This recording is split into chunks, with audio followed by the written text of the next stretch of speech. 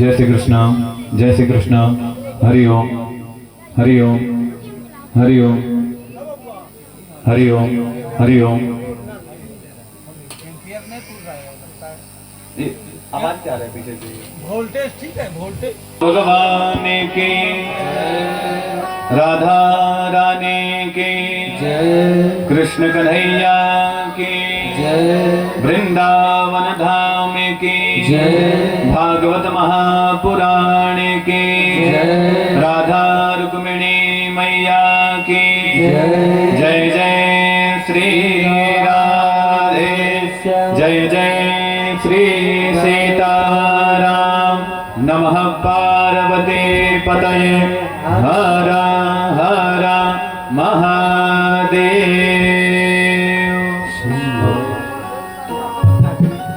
हरि ओम, हरि ओम,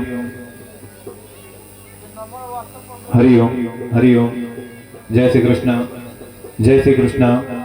हरि ओम, हरि ओम, travel कम दीजिए, हल्का travel, seating नहीं मारे। हरि ओम, हरि ओम, वाह, हरि ओम। हाँ ठीक है, रहने दीजिए। हरि ओम।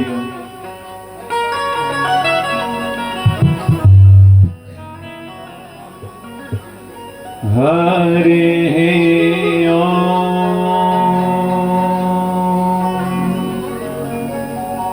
स्वस्ति स्त्री गणेशाय नमः। स्वस्ति स्त्री सरस्वत्यै नमः। स्वस्ति श्री वेद पुरुषाय नमः। स्वस्ति श्री राधा कृष्ण चरण कमलेभ्यो नमः। स्वस्ति श्री सीता रामचंद्राभ्यां नमः। श्री गुरुचरण कमलेभ्यो नमः। अजास्यः पीतवर्णस्य यजुर्वेदोक्षसूत्रधेत् वामे कुलसपाणिस्थो भूतिदो मङ्गलप्रदः। प्रणवं प्राप्रयुञ्जीत व्याहृतेस्तदनन्तरं सावित्रीं चानपूर्वेण ततो वेदां समारभे। गणनाथ सरस्वतीं रविशुक्र बृहस्पतिं पंचैतां संस्मरे नित्यं वेदवाणीं प्रवर्तयेत्।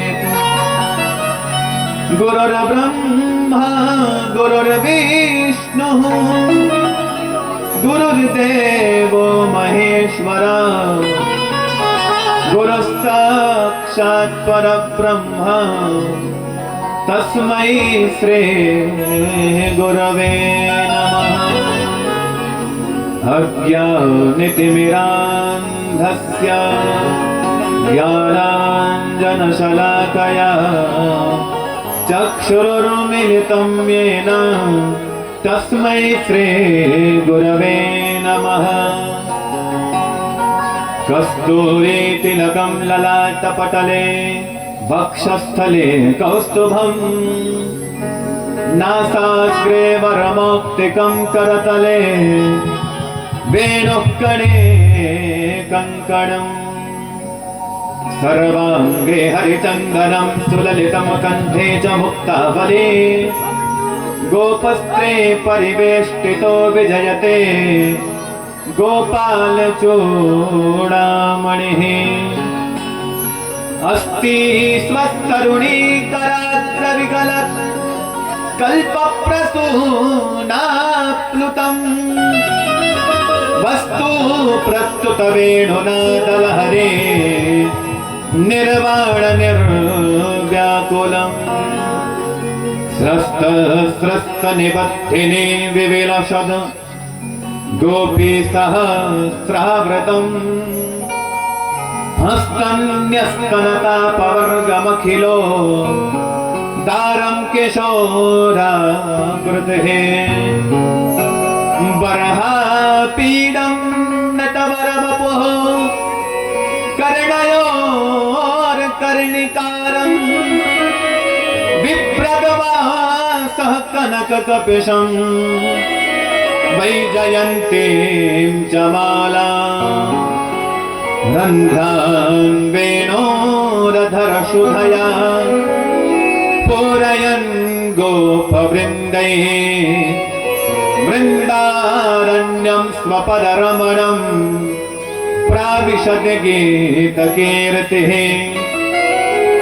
नारायणं नमस्कृत्य नरं चैव नरोत्तमं देवीं सरस्वतीं व्यासं ततो जयमुदीरयेत्। जय जय श्री राधारमण जय जय नवल किशोर जय गोपी चित्तचोर प्रभो जय जय माखन चोर। सब द्वारन को छाड़ के आए तेरे द्वार हे प्रशभान के लाडले नेकी मेरी ओर निहार।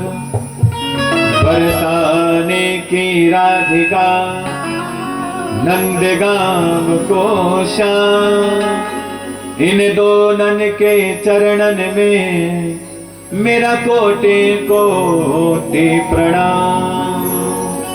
आइए हनुमंत पधारिए कथा होए मति अनुसार प्रेम सहित आसन लियो पधार्यो पवन कुमार।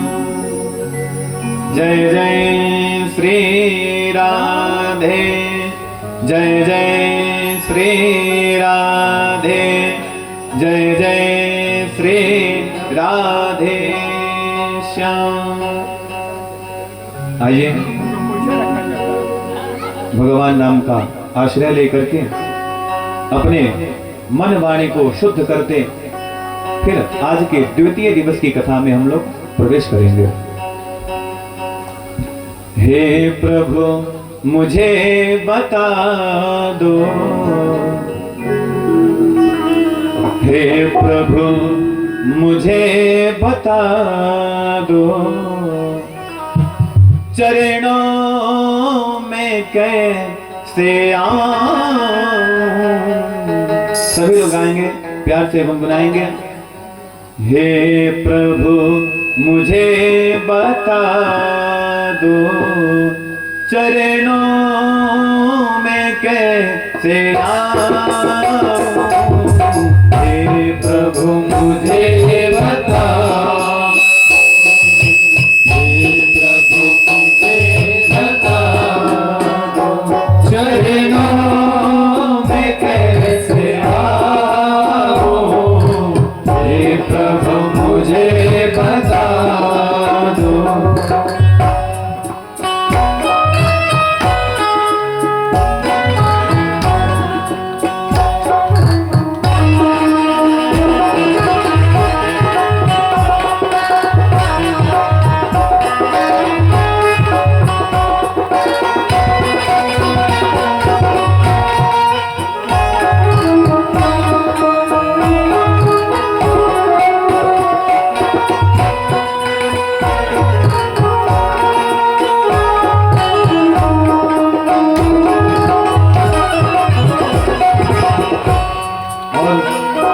भगवान हमें नहीं पता कि आपकी भक्ति कैसे की जाती है।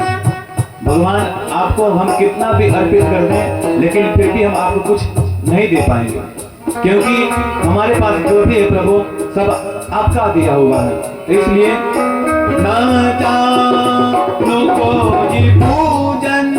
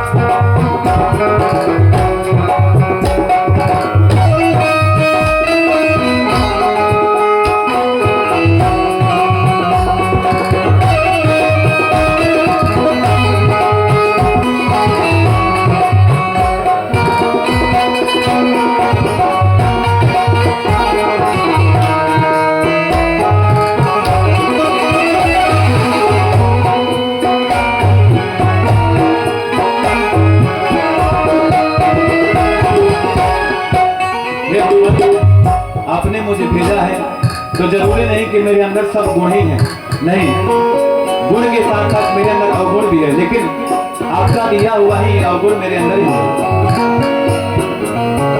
मैं हूँ पतित पावन, हो पतित पावन, मैं हूँ पतित पावन, तुम हो पतित पावन, मैं हूँ पतित स्वामी, तुम हो पतित पावन, मैं हूँ पतित स्वामी, तुम हो पतित पावन, अब गुण भरा हृदय है, भरा हृदय है, अब गुण भरा हृदय है, अब गुण भरा हृदय है, इसके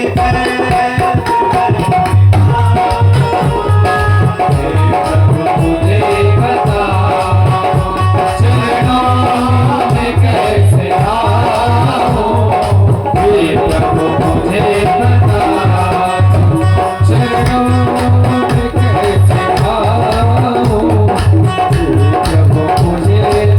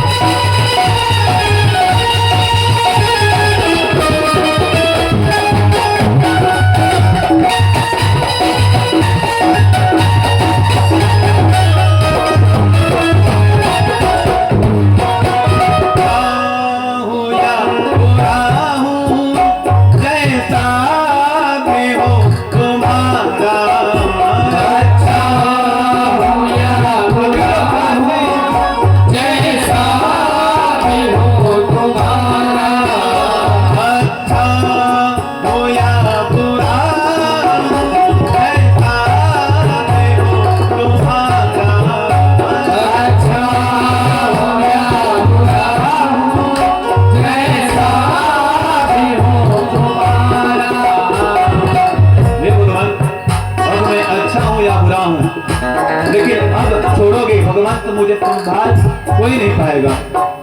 ठुकरा होना मुझे अब, ठुकरा होना मुझे अब, ठुकरा होना मुझे अब, ठुकरा होना मुझे अब, चरणों में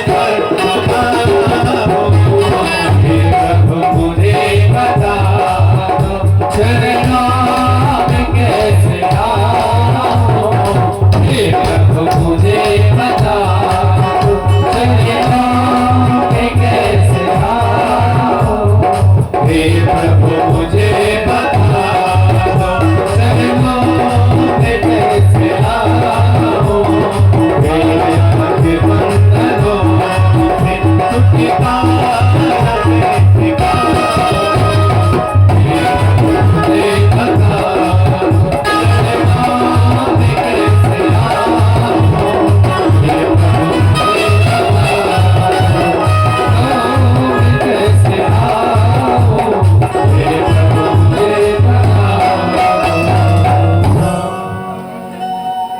प्रेमचंद राधा रानी की जय, कृष्ण कन्हैया की जय, राधा रुक्मिणी मैया की जय, वृंदावन धाम की जय, भागवत महापुराण की जय, जय जय श्री राधे। परम मंगल में परात्पर परम अखिलेश्वर अकारण कर्ण वरुणाले तड़ित विनंदित पीतांबरधारी भक्तवांछा कल्पतरु नित्य आराधनीय श्री सीताराम जी महाराज, श्री ठाकुर जी महाराज, यहाँ के ग्राम देवी देवता, मंचस्थ सभी विद्वज्जन, वाद्य यंत्र उपस्थित सभी श्रोतागण यूट्यूब के माध्यम से जितने भी श्रवणार्थी इस कथा को श्रवण कर रहे हैं, सभी के हृदयों में भगवान का दर्शन करते हुए सिया राम में सब जग जानी, करहूं प्रणाम जोरि जुग पानी। सभी के हृदयों में भगवान का दर्शन करते हुए सभी को जय श्री कृष्णा, राधे राधे। एक बार बोली राधे राधे, और जोर से, आवाज नहीं आ रही है, जोर से बोलिए। देखिए, जब भी राधे राधे बोलिए तो हाथ उठा के बोलिए, है ना? बोले राधे राधे। हाँ, ऐसा लग रहा है कि आज खा पी करके आए हैं, इसीलिए आज कथा थोड़ा लेट से प्रारंभ हुआ, ताकि खा पी करके आएंगे, बढ़िया से लेट तक सुनेंगी कथा। देखिए, जब भी राधे राधे मैं इसलिए बोलने के लिए बोलता हूं, हाथ ऊपर उठाने के लिए, क्यों? क्योंकि इस भव से कोई पार उतारने वाला है तो वह राधे रानी है। नदी में कोई व्यक्ति डूब रहा हो, उसको एक तिनके का सहारा मिलता है तो वह नदी पार उतर जाता है महाराज। वैसे ही इस भव रूपी सागर में हम लोग डूब रहे हैं। अगर हाथ ऊपर उठाइएगा, कहीं आपका सौभाग्य हो कि महारानी आपकी हाथ पकड़ करके खींच ले और आप इस भव सागर से पार हो जाएं। इसलिए दोनों हाथ उठाकर बोले राधे राधे। चलिए, आज द्वितीय दिवस की कथा में हम प्रवेश करें।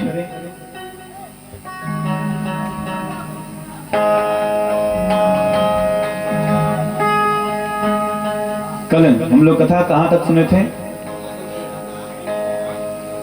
भागवत कथा सुनने से महारानी भक्ति के दोनों पुत्र जवान हो गए और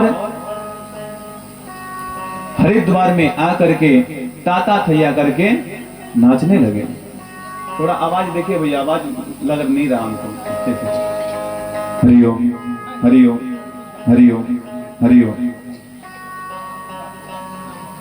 यहीं तक कथा हुई थी ना कल? चलिए आगे कथा में हम लोग प्रवेश करें।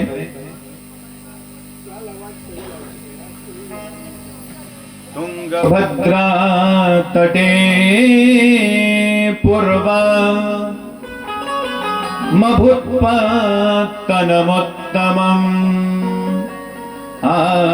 यत्र वर्णा स्वधर्मेण सत्यसत् कर्म तत्परा ये मानवाः पापकृतस्तु सर्वदा सदा दुराचाररता विमार्गगा क्रोधाग्निदग्धा कुटिलाश्च कामिनः सप्ताहयज्ञे न कलौ पुनन्ति ते के विशुद्ध्यन्ति वदन्तु मह्यम् सप्ताहयज्ञे न कथामयेन कृपालुभिर्नो कहितं विचार्य प्रकाशितः को पिनवीन मार्गः। जब सूत जी महाराज शौनक आदि ऋषि को यह कथा सुनाए कि भागवत महापुराण की कथा सुनने से भक्ति मैया और उनके दोनों पुत्र जवान होकर के हरिद्वार में आकर के ताता थैया करके नाचने लगे, तब शौनक आदि ऋषि सूत जी महाराज से प्रश्न कहे कि हे महाराज, आप हमें ये बताइए कि सिर्फ भागवत सुनने से पापी लोग का ही उद्धार होता है जो जीवित है? क्या सिर्फ भागवत जीवित व्यक्ति के लिए ही होता है या फिर इसकी महिमा कुछ और भी है? बताइए, इस भागवत कथा सुनने से कौन कौन किस किस का उद्धार हुआ है? तब कुमाराऊचुः, सूत जी महाराज शौनकादिक से कहते हैं, कौन कि हे सूत जी शौनकादिक ऋषियों, सनकादिक ऋषि चार ब्रह्मा जी के मानस पुत्र है। कौन? सनक, सनंदन, सनातन और सनत कुमार। अभी कथा किनकी चल रही है? इससे पहले चली सनकादिक और नारद जी का संवाद हुआ, जिस संवाद में भक्ति महारानी के चरित्र की कथा आप लोग श्रवण किए। अब शौनकादिक बोल रहे हैं कि अत्र ते कीर्तयिष्यामः इतिहास पुरातनम् यस्य श्रवणमात्रेण पापहानि प्रजायते। महाराज, ये मानवा पापकृतस्तु सर्वदा, ये भागवत महापुराण ऐसी कथा है महाराज, जो व्यक्ति जीवन भर अपने पूरे उम्र में सिर्फ पाप ही पाप किया हो, मतलब किसी भी दिन अच्छे कर्म के बारे में सोचता भी ना हो, ये मानवा पाप कृतस्तु सर्वदा सरा दुराचार हृदा विमार्गगा, हमेशा उसका आचरण दुराचारी हो। दुराचारी मतलब जो आचरण में है उसको ना करके उसको विपरीत करना, वो क्या है? दुराचारी। एक होता है सदाचारी और दूसरा उसका विपरीत क्या होता है? दुराचारी।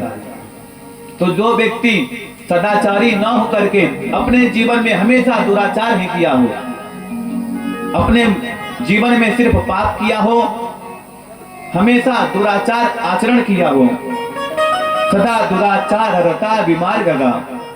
विमार्ग मतलब जो शास्त्रों ने आदेश किया है, क्या कि मातृदेवो भव, पितृदेवो भव, गुरुदेवो भव। शास्त्र कहता है कि माता पिता गुरु किसके समान है? तो भगवान के समान है। अच्छा, एक व्यक्ति के पिता कितने होते हैं? 5। माता कितने होते हैं? 5। माता कौन कौन? माता कौन कौन है? तो मित्र पत्नी, गुरु पत्नी। मित्र की पत्नी भी क्या है? आपकी माता के समान है। राजपत्नी, गुरु पत्नी, मित्र पत्नी तथैव च, पत्नी माता स्वमाता च, पंचैता मातरस्मृता। कौन कौन? राजपत्नी अर्थात जो आपके ऊपर शासन कर रहा हो, मुख्यमंत्री हुए, प्रधानमंत्री हुए, जो भी आपके ऊपर शासन कर रहे हैं, उनकी पत्नी क्या है? आपके माता के समान है महाराज। राजपत्नी, गुरु पत्नी और अपने गुरुदेव भगवान की पत्नी भी क्या है? आपके माता के समान है। राजपत्नी, गुरु पत्नी, मित्र पत्नी, आपके दोस्त की पत्नी भी क्या है? आपके माता के समान है। और पत्नी माता स्वमाता च, पत्नी की माता भी क्या है? सासू माँ बोलते हैं ना, पत्नी की माता भी क्या है? आपकी माँ है। पत्नी माता स्वमाता च, और अपनी माता। कितने माता हुए? 5। राजपत्नी, गुरु पत्नी, मित्र पत्नी, पत्नी माता और स्वमाता। कितने माता हुए? 5। और पिता कितने हैं? 5। कौन कौन? जनेता चोपनेता च। जनेता अर्थात जन्म देने वाला, जनेता चोपनेता च। दूसरा उपनयन कराने वाला। तीसरा शासन करने वाला। चौथा अन्नदाता भयत्राता, जो आपको अन्न दे रहा है खाने के लिए। और 5वां भयत्राता, जो आपको भय से विपरीत अर्थात भय से मुक्ति दिलाता हो, वो भी आपके पिता के तुल्य है। तो कितने माता पिता हो गए? 5 माता और 5 पिता।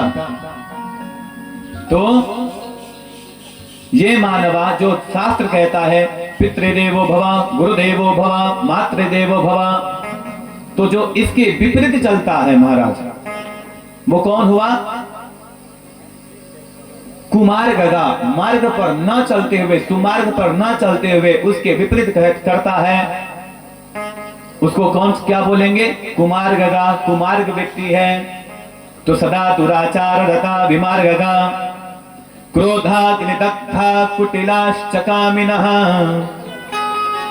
सप्ताहयज्ञे न कलौ पुनन्ति ते। अपने जीवन भर सिर्फ क्रोध रूपी अग्नि में दहता चला गया हो महाराज। क्रोध रूपी अग्नि जीवन भर 24 घंटा में 1 मिनट उसके मन में गुस्से के अलावा कुछ भी ना आता हो। कोई बोले हट, सिर्फ गुस्सा ही गुस्सा हो। क्रोध अग्नि दग्धा कुटिलाश्च कामिनः, कुटिल व्यक्ति हो, कृपण कुटिल, कुटिलाश्च कामिनः, वैसा व्यक्ति भी इस सप्ताह यज्ञ के माध्यम से भागवत श्रवण करता है महाराज, तो उसका भी उद्धार हो जाता है। तो बोले कि कोई प्रूफ है किसी का उद्धार हुआ है ऐसे भागवत श्रवण करने से?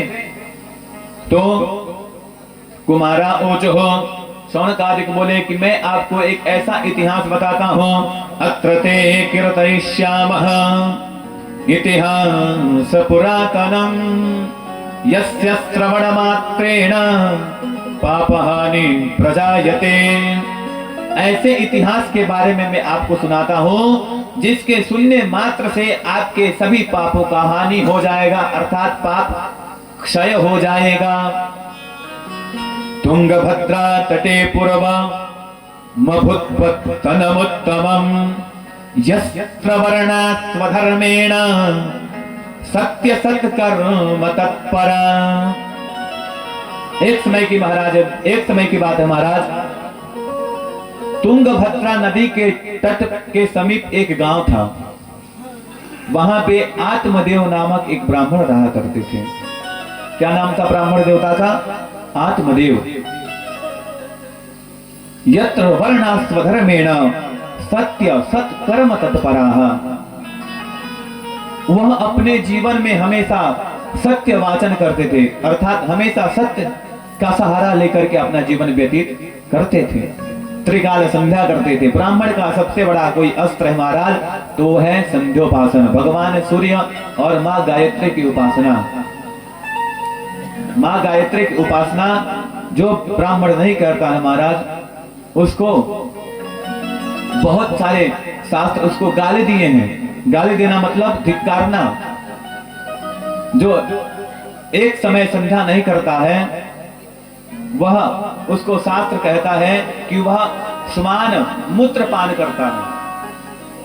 जो ब्राह्मण, ये देखिए ब्राह्मण और विप्र और द्विज में बहुत अंतर है। ब्राह्मण वो होता है जो कि जन्म से ब्राह्मण के घर में जन्म ले लेता है, वो क्या है? ब्राह्मण।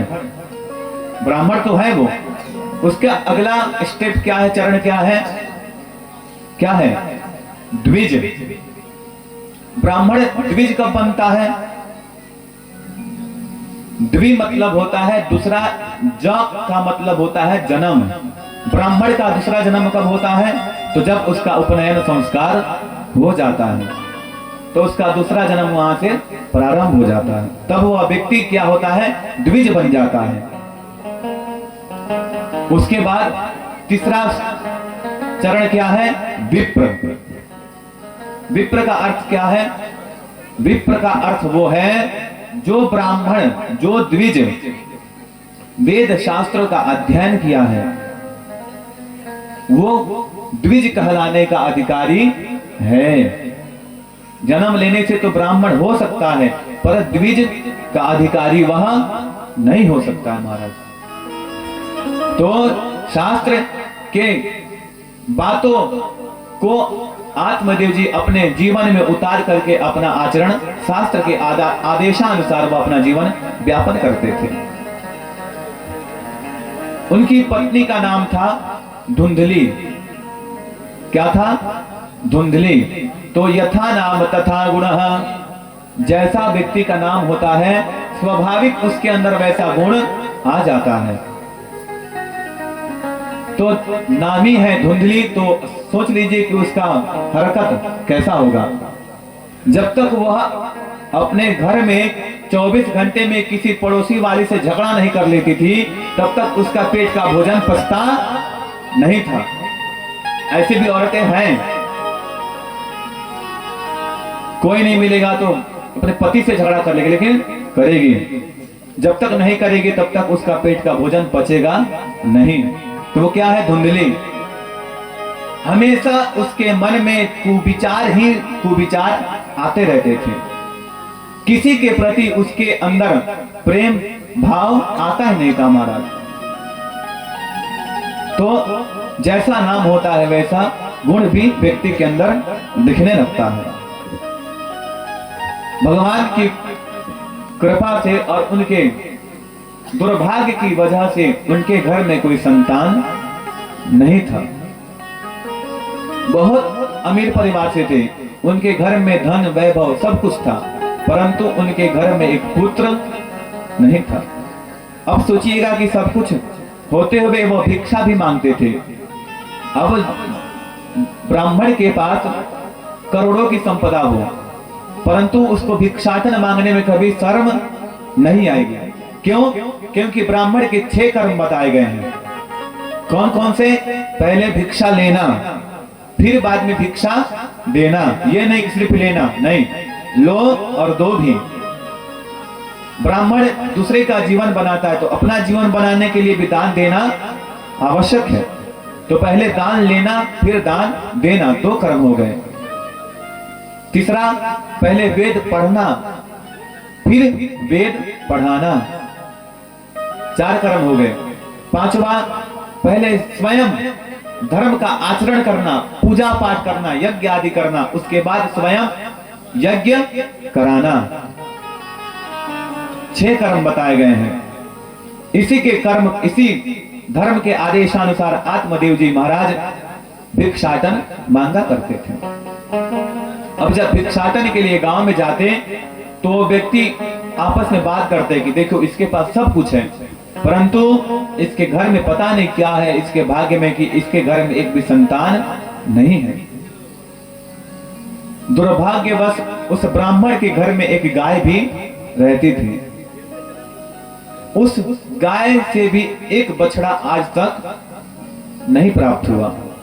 और आत्मदेव जी महाराज ऐसे थे कि कोई वृक्ष को लगाते, वृक्ष बड़ा होता लेकिन फल नहीं देता। यही देख करके आत्मदेव जी महाराज बहुत व्यतीत हो गए। गांवों की भाषा सुनते, फिर सोचते ऐसा गृहस्थ से तो अच्छा है कि गृहस्थ आश्रम में प्रवेश ही न करना महाराज। इससे अच्छा, इस जीवन से तो अच्छा है कि मैं अपना जीवन नष्ट कर दूं। इससे तो अच्छा है कि मैं अपना जीवन जा करके परित्याग कर दूं। कौन सुनेगा इतने लोग की भाषा कुभोसी, कौन सुनेगा? इन्हीं सब बातों को ध्यान में रखते हुए एक दिन परेशान हो गए आत्मदेव जी और जंगल की ओर अपने शरीर का परित्याग करने के लिए महाराज चले गए। जब जंगल में गए, जाते गए, शाम का समय हुआ, बहुत जोर से उनको प्यास लगी। अब जब प्यास लगी तो पानी की तलाश में आत्मदेव जी तालाब को ढूंढना चालू कर दिए। कुछ दूर गए तो तालाब मिला और वहां पे पानी पिए। पानी पी ही रहे थे महाराज कि तब तक उधर से एक साधु उधर से जा रहा था। जब साधु जा रहा था उस रास्ते से तो आत्मदेव जी महाराज ने उस साधु को आवाज दी और अपने पास बुलाया। और आत्मदेव जी महाराज उसी सरोवर के पास बैठ करके अपना सर पटक पटक के रो रहे थे।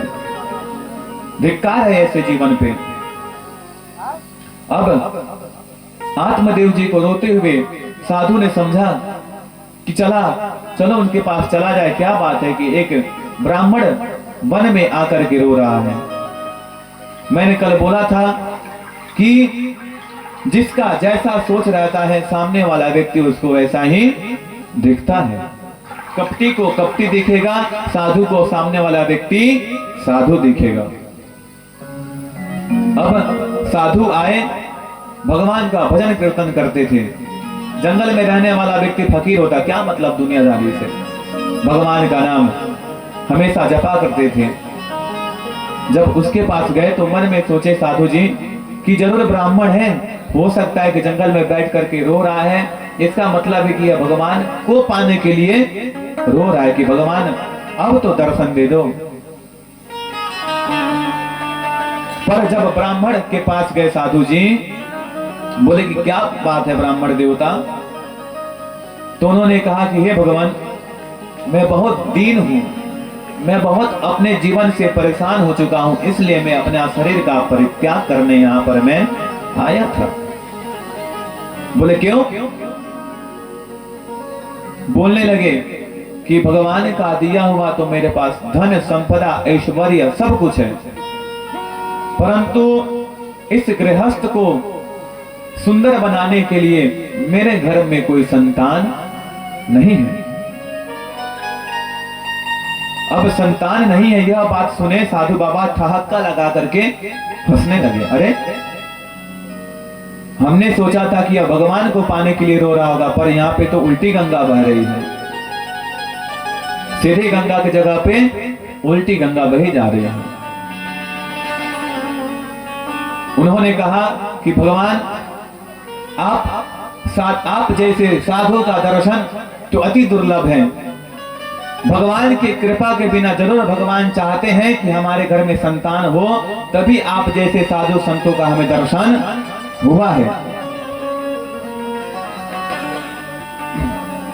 तुलसीदास जी महाराज कहते हैं, जब द्रवहि दीन दयालु राघव साधु संगति पावहि, जब द्रवहि दीन दयालु राघव साधु संगति पावहि, जब द्रवहि दीन दयालु राघव साधु संगति पावहि, जब द्रवहि दीन दयालु राघव साधु संगति पावहि, जेहि तरस परस समागम अधिक पाप राशि न सारिय, जेहि तरस परस समागम अधिक पाप राशि न सारिय, जब द्रवहि दीन दयालु राघव साधु संगति पाइए, जब द्रवहि दीन दयालु राघव साधु संगति पाइए, जब द्रवहि दीन दयालु राघव साधु संगति पाइए।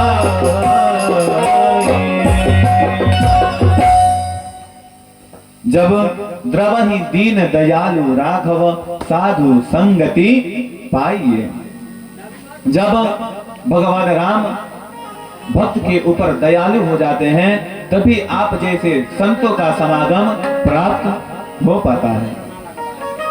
बिनु हरि कृपा मिलहि नहीं संता,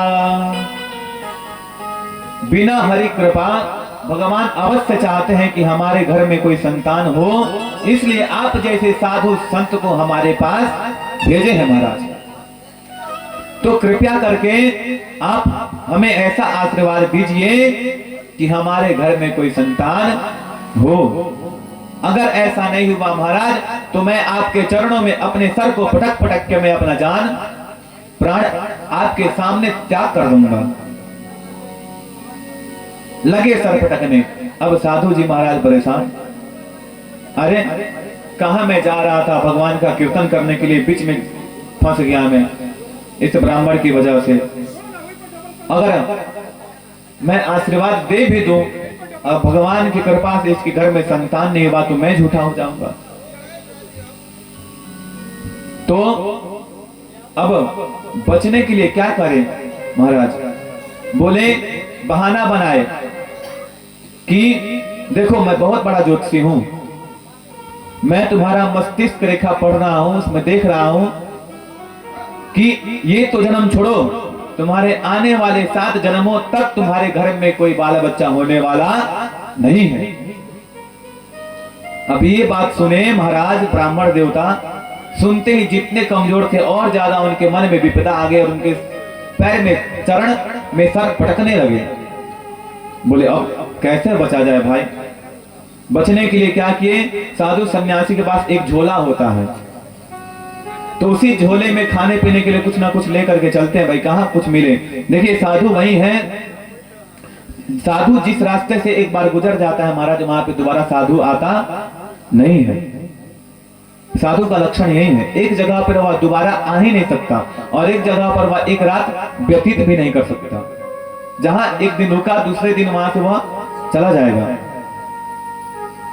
तो इसीलिए साधु संत जब भी चलते हैं तो अपने पास कुछ ना कुछ भोजन का सामग्री लेकर के यात्रा प्रारंभ करते हैं। सौभाग्य से उनके झोले में कुछ फल थे, एक फल को निकाले और आत्मदेव जी को एक फल दे दिए।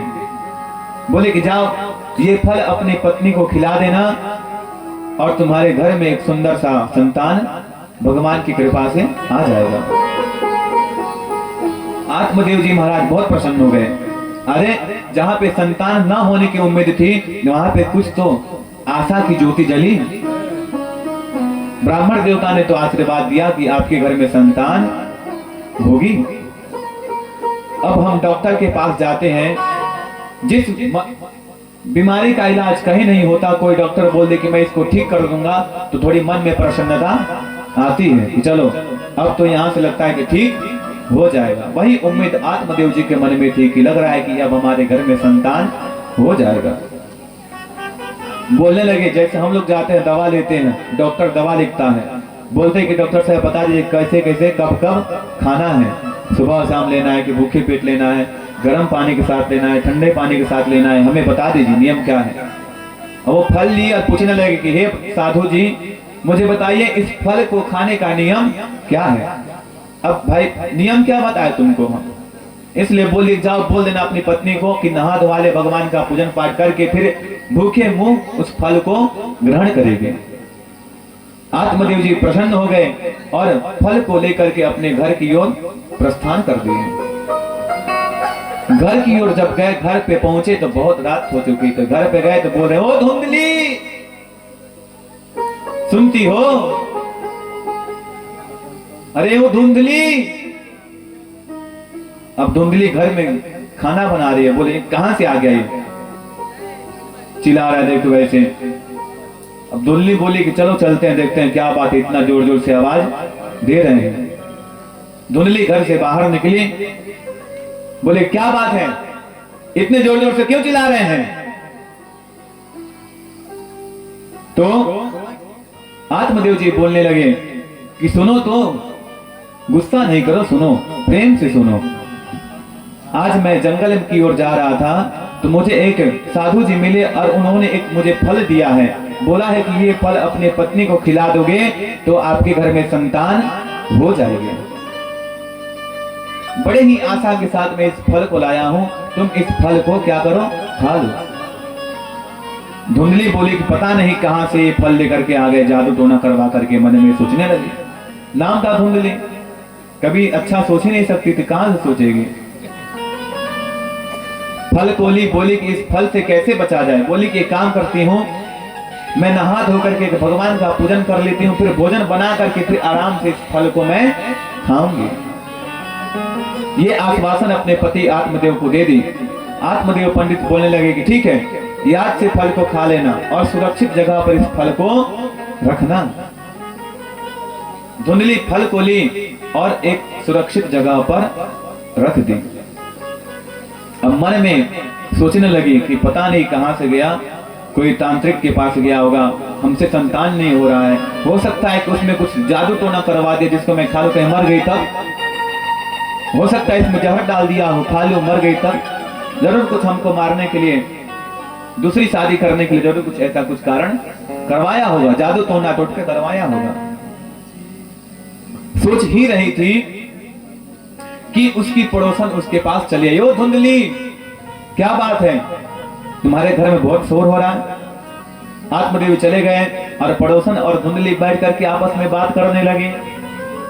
धुंधली बोली कि जानती हो, अरे यही गए थे जंगल में, पता नहीं क्या हुआ, कोई साधु संत इनको एक फल दे दिया है और पागल के जैसे बोल रहे हैं कि तुम फल खा लो तो तुम गर्भवती हो जाओगे। बताओ, ऐसा कभी तुमने सुना है कि फल खाने से कोई गर्भ धारण कर लेता है? हाँ? और ऐसे हमारे पतिदेव हमसे बोल रहे हैं, बताओ पागल ही ना है, कैसा लक्षण है इनका। तो उनकी पड़ोसन बोलने लगी, अरे फल ही तो है, खा लो, संतान नहीं हुआ तो कोई नुकसान भी तो नहीं होगा।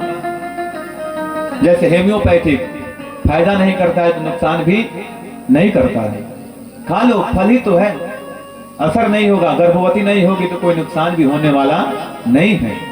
और अपने पति की बात माननी चाहिए, खा लो, कोई दिक्कत नहीं। बोली अगर मैं खा लूं, अगर गलती से गर्भवती हो गई तो बहुत कुछ सुनी होगी, गर्भवती में बहुत परेशानी आती है। क्या परेशानी आती है? मतलब सुनी हो कि जब गर्भ धारण होता है तो पेट बढ़ जाता है, चलने में दिक्कत होने लगती है। मान लो अगर हमारे घर में कहीं गलती से सिलेंडर फट गया तो सब तो निकल जाएंगे, मैं उसी में जल के मर जाऊंगी। तो मैं नहीं चाहती कि सब निकल के चले जाएं और मैं घर में सिलेंडर की वजह से मैं जल के भस्म हो जाऊं। और ये भी सुना है कि कहीं अचानक से भूमि दोलन होने लगे, भूकंप आ जाए, सब निकल गए, घर गिर गया, दब गई, तब बहुत सारे कुसंग बोलने लगी, कुवाक बोलने लगी।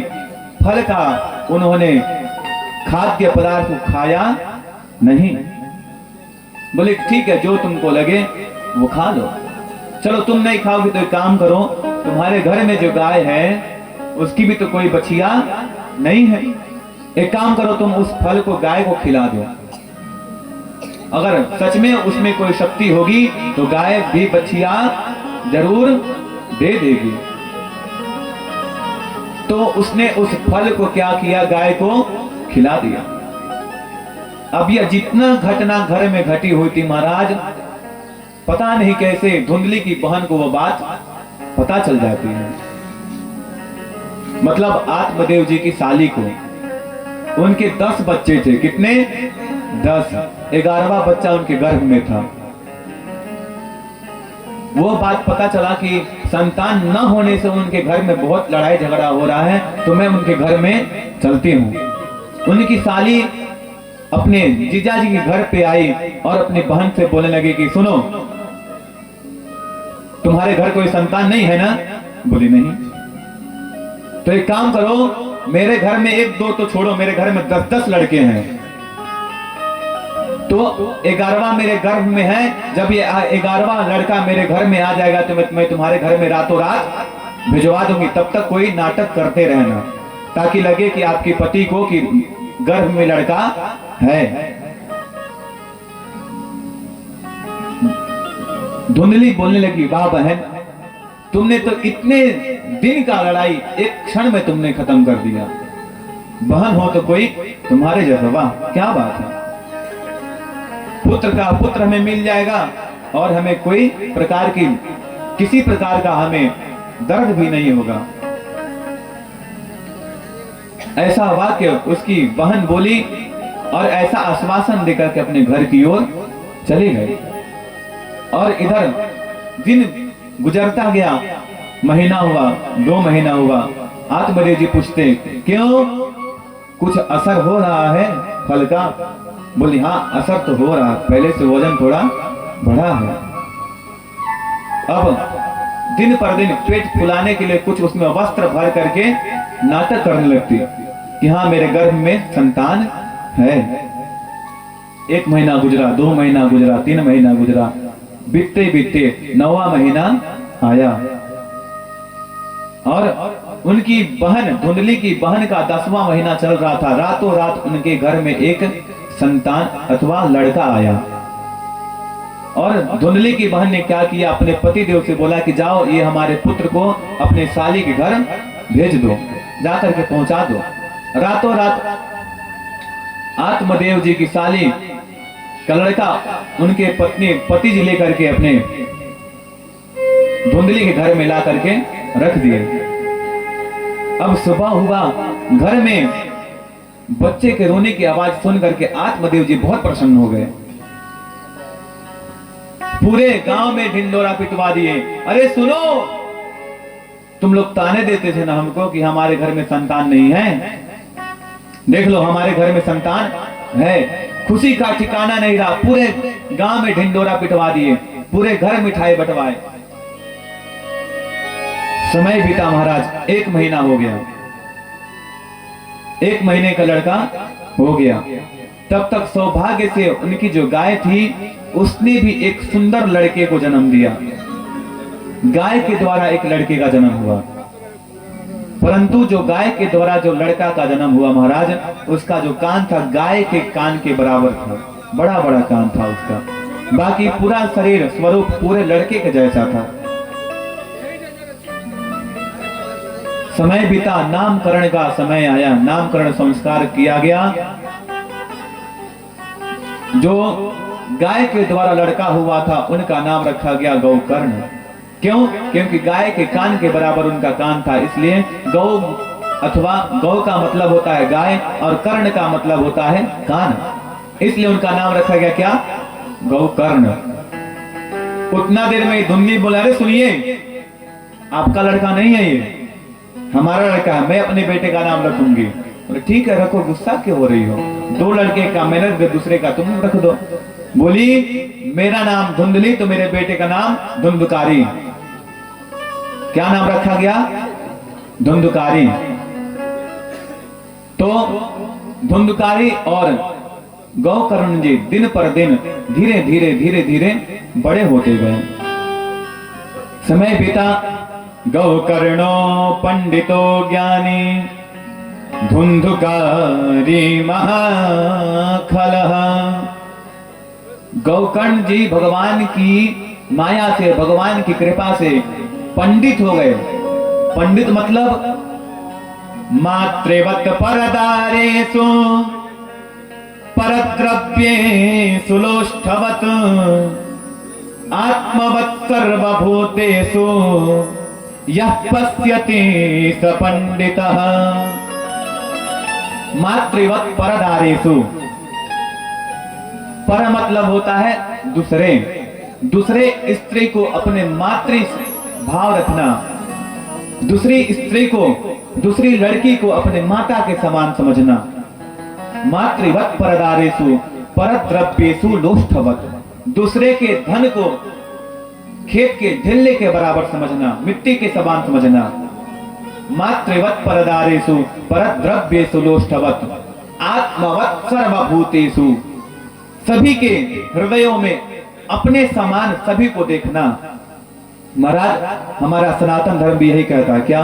कि सर्वे भवन्तु सुखिनः, सर्वे सन्तु निरामया, सर्वे भद्राणि पश्यन्तु, मा कश्चित् दुःख भाग् भवेत्। सर्वे भवन्तु सुखिनः मतलब इस धरती पे जितने भी जीव जंतु हैं महाराज, सभी लोग अपने जीवन में सुखी रहें।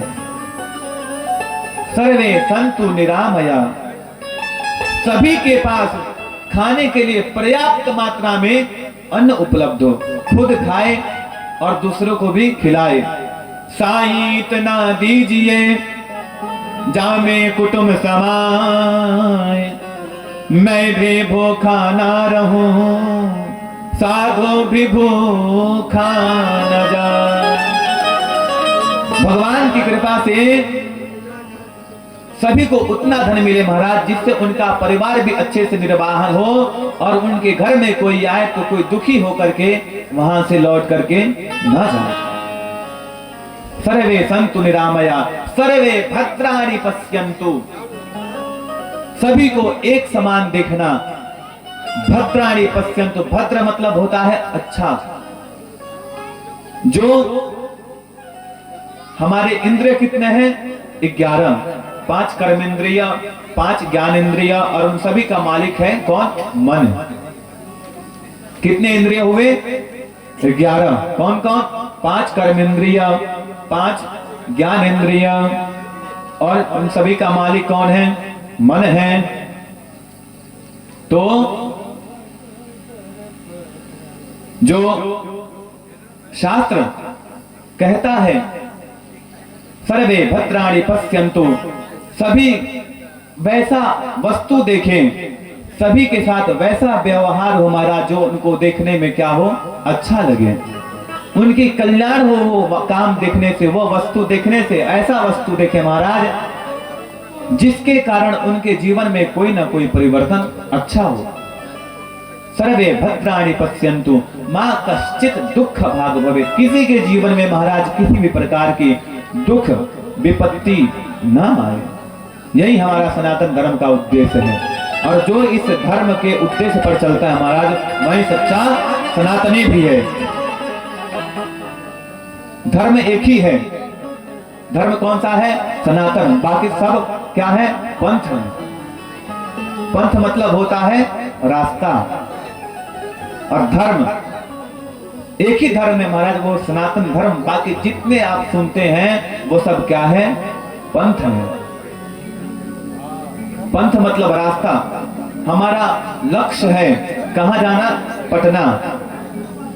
तो एक रास्ता है मुजफ्फरपुर हाजीपुर होते हुए पटना पहुंच जाइए, और दूसरा रास्ता इधर गोरखपुर जाइए, गोरखपुर से देवरिया होते हुए फिर गया, गया से फिर पटना जाइए।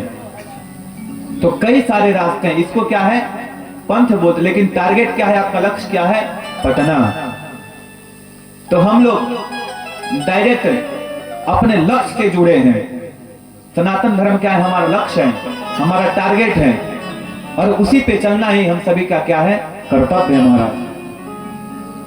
जो वेद प्रणहितो धर्मः, वेद के द्वारा जो धर्म बताए गए हैं महाराज वही एक धर्म है। वेद श्रुति स्मृति जो बोलती है उसी को करना चाहिए। तो सर्वे भवन्तु सुखिनः, सर्वे सन्तु निरामय, सर्वे भद्राणि पश्यन्तु मां कश्चित् दुःख भाग् भवेत्।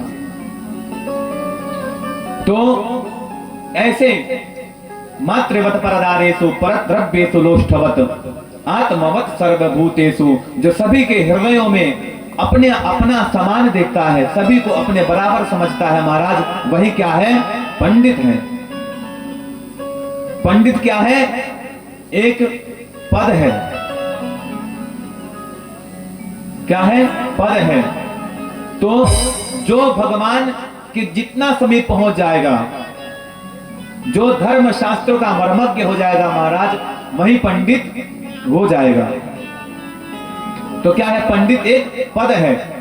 ब्राह्मण क्या है? एक क्षत्रिय, ब्राह्मण, क्षत्रिय, वैश्य और शूद्र, ये क्या है?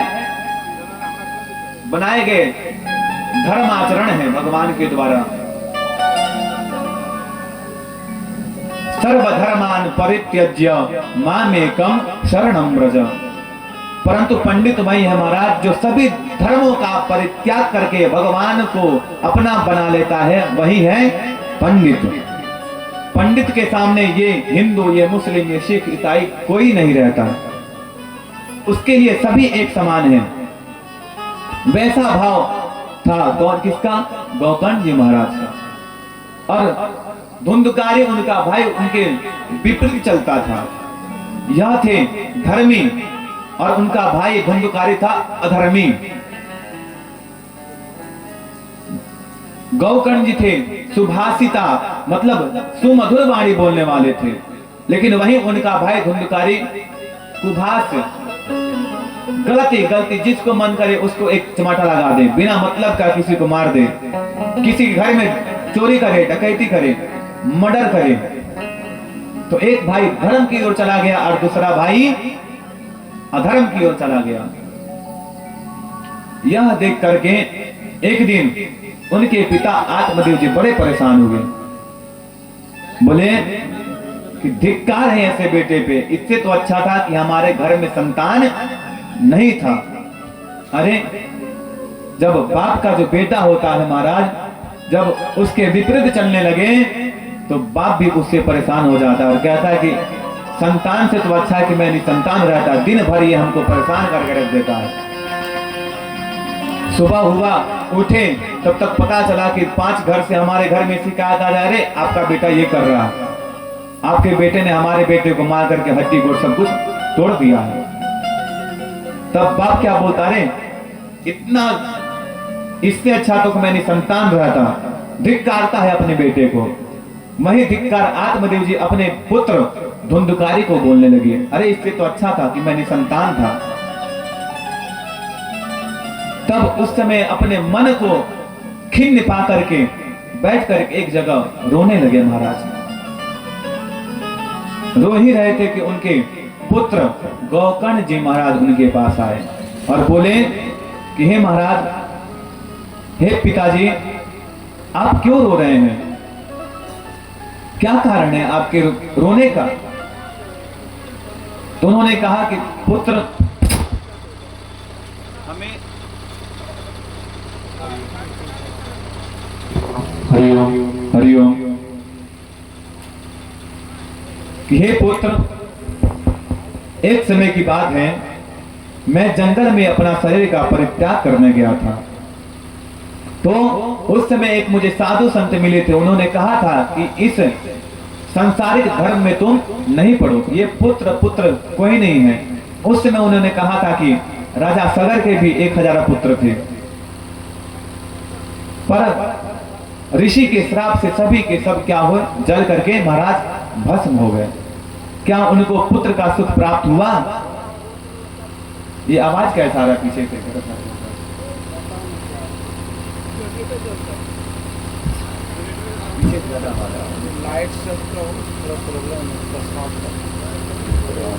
तो उन्होंने कहा था कि बताओ, धृतराष्ट्र के भी 100 पुत्र थे। कितने पुत्र थे? 100 पुत्र, पर एक भी पुत्र का सुख उन्हें प्राप्त नहीं हुआ महाराज। वो बात मुझे आज याद आ रहा है। तो बताओ मैं क्या करूं? मैं अपने पुत्र से धुंधकारी से मैं बहुत परेशान हो चुका हूं। तब उन्होंने, गौकर्ण जी ने अपने पिता को 2 श्लोक में उन्हें शिक्षा दिया।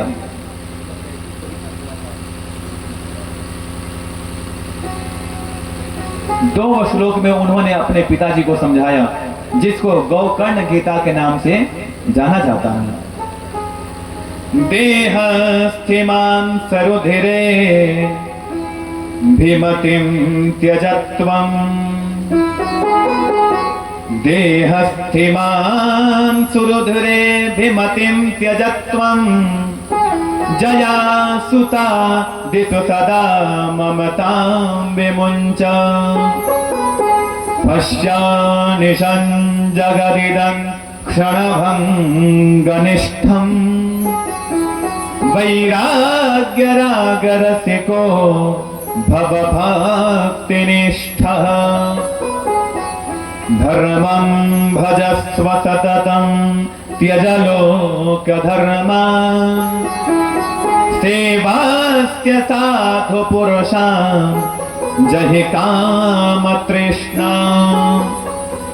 अन्यस्य दोषगुणचिन्तनमासु मुक्त्वा, सेवा कथा रसमहो नितरां पिबत्वम्। हे महाराज, हे पिताजी, देहस्थिमान् सरुधिरे भीमतिं त्यजत्वम्, यह जो शरीर हमें प्राप्त हुआ है, यह जो शरीर आप देख रहे हैं, कैसा है? देह अस्थि, देह अस्थि मांस रुधिर, देह जो है अस्थि मांस रुधिर से पूरा भरा पड़ा है महाराज, मल मूत्र इत्यादि से भरा पड़ा है। एक दिन हम ब्रश न करें तो अगले दिन हमारे मुख से दुर्गंध आने लगता है। इस शरीर, इतना अधम शरीर है, ये इतना अधम शरीर है कि आप 1 महीना ब्रश नहीं कीजिए, अपने दांत को साफ नहीं कीजिए, 7 से ज्यादा जहर आपके दांत में भर जाएगा। इतना पसीना आता, उधर से बदबू, पूरा शरीर जो है गंदगी से भरा पड़ा है। फिर भी पता नहीं क्यों इस शरीर पर यह प्राणी सभी लोग उसी के माया मोह में सब कोई फंसा हुआ है। पता नहीं ये कैसी माया है भगवान के द्वारा बनाई गई। ये जो माया बनाई गई है भगवान के द्वारा बहुत कठिन है। इसको समझ पाना पिताजी बहुत दुर्लभ है।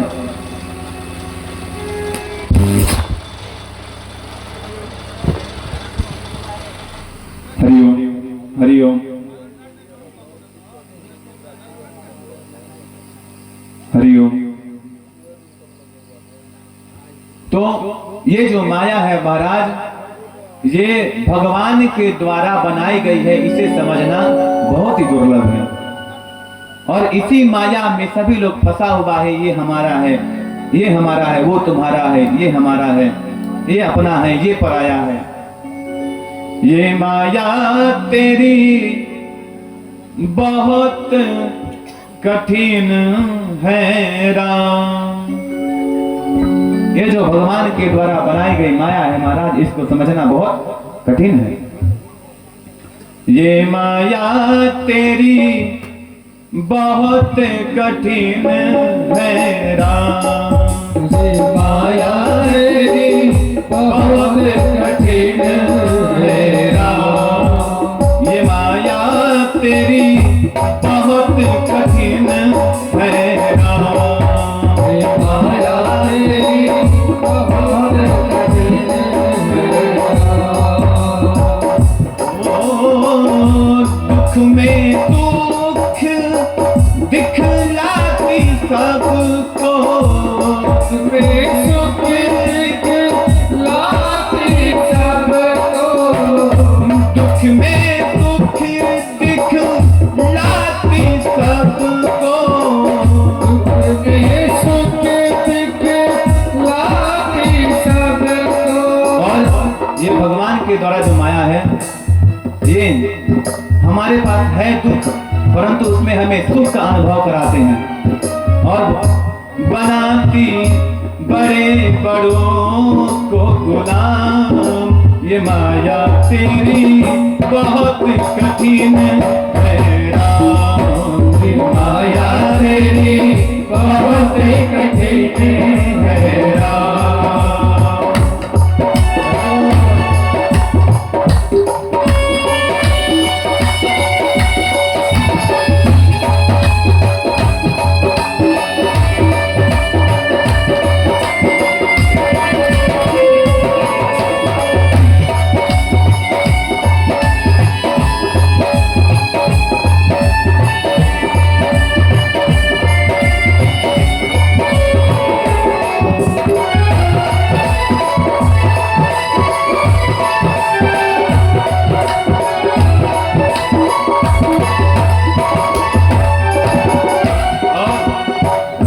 मांस हड्डी के ढेर पटरा हुआ है चाँद।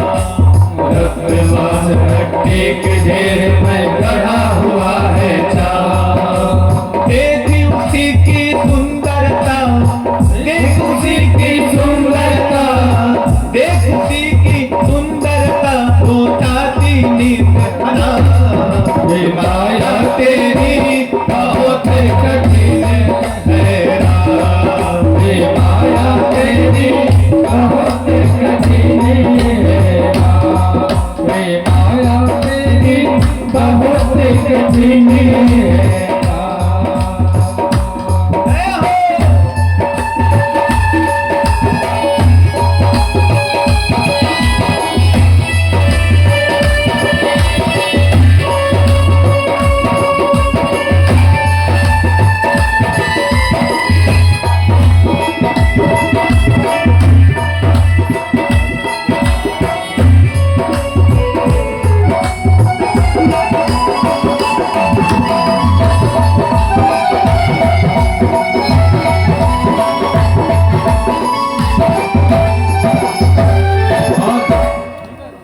करता नित्य विरोध क्रोधता सहता बुरा परिणाम।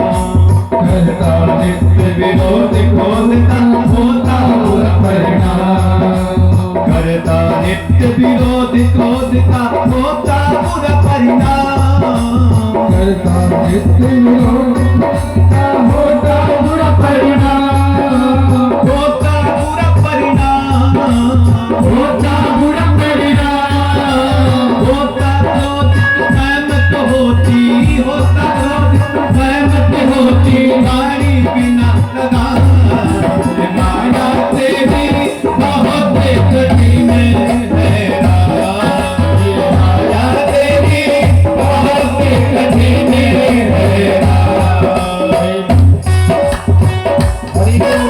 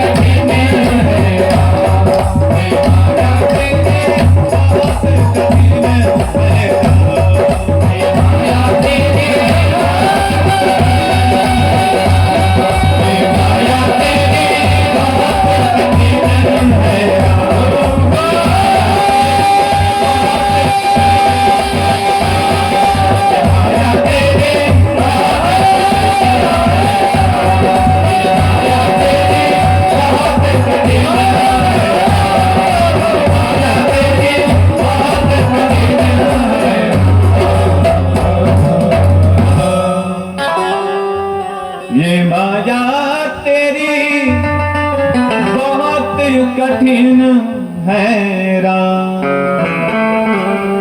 रक्त मांस हड्डी के ढेर पर गढ़ा हुआ है चांद, रक्त मांस हड्डी के ढेर पर गढ़ा हुआ है चांद। देखी उसी की सुंदरता, देखी उसी की सुंदरता, हो जाती नींद हराम। ये माया तेरी बहुत कठिन है राम। तो पूज्य पिताजी, भगवान के द्वारा ये जो माया बनी है, ये जो शरीर बना हुआ है महाराज, इसको समझना हमारे बस की बात नहीं है। देहस्थीमान सरुधिरे भेमतिम त्यजत्वम। और ये माया में जया सुता दिशु सदा ममतां विमुंच। जया मतलब पत्नी, लड़के, माता, पिता, ये सब भगवान के द्वारा माया के अंदर बने गए एक संबंध है। ममतां विमुंच। और जब यह शरीर चला जाएगा पिताजी, तो ये रिश्ते नाते सब के सब यहीं पर छूट जाएंगे। पश्यामि सन जगदिदं क्षणभंग निष्ठम। जो ये आपको दिख रहा है, आपके सामने जितने भी वस्तु आपको दिख रही है, चाहे सुख हो, दुख हो, हानि हो, लाभ हो, ये सब क्या है? क्षणभंग निष्ठम, एक क्षण में खत्म हो जाने वाला है पिताजी। वैराग्य राग रसिको भव भक्ति निष्ठ। इसलिए हे पिताजी, आप वैराग्य धारण करके रसिक हो जाइए, भगवान का कीर्तन कीजिए।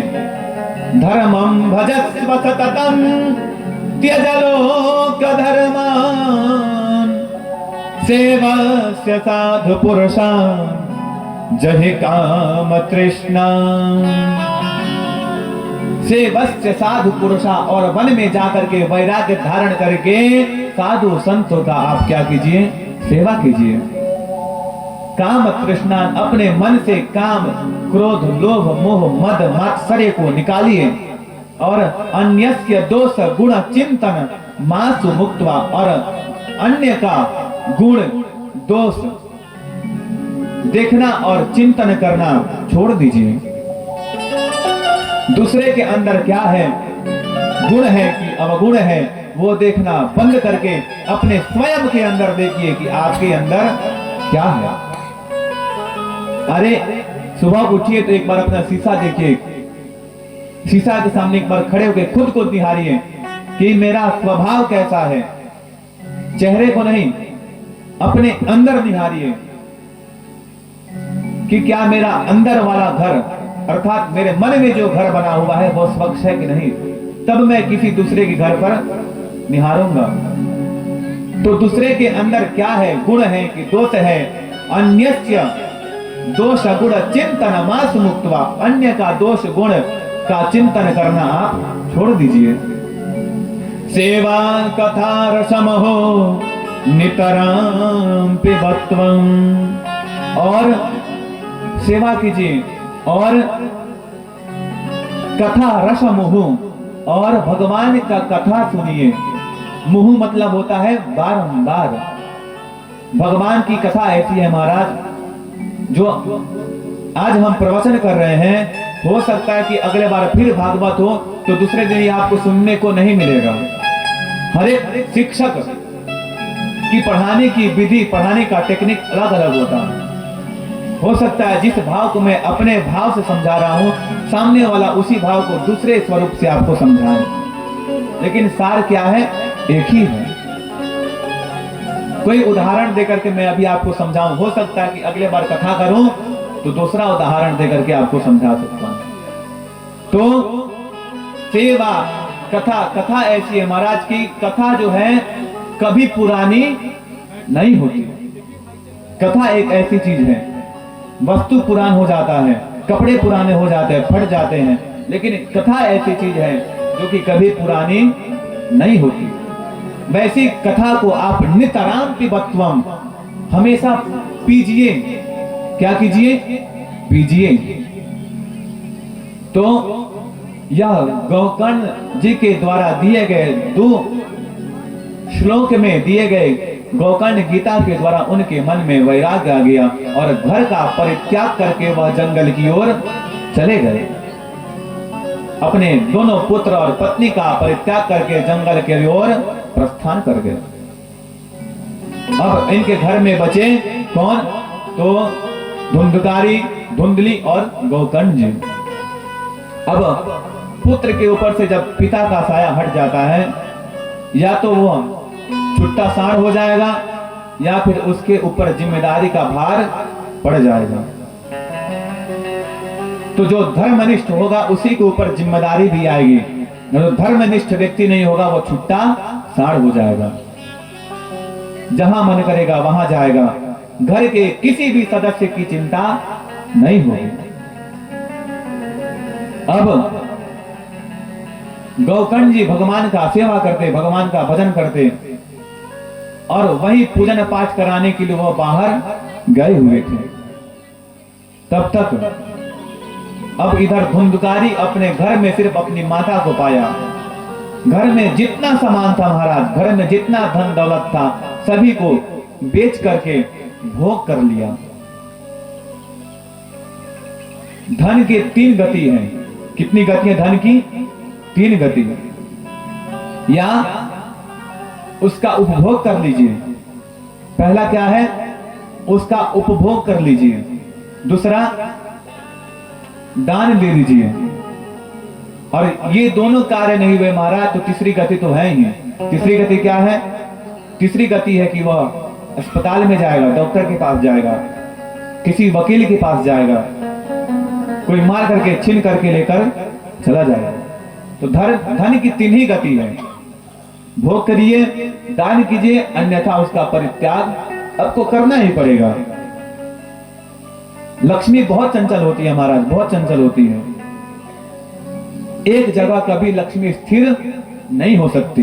लक्ष्मी भी 2 प्रकार की होती है। कौन कौन सी लक्ष्मी?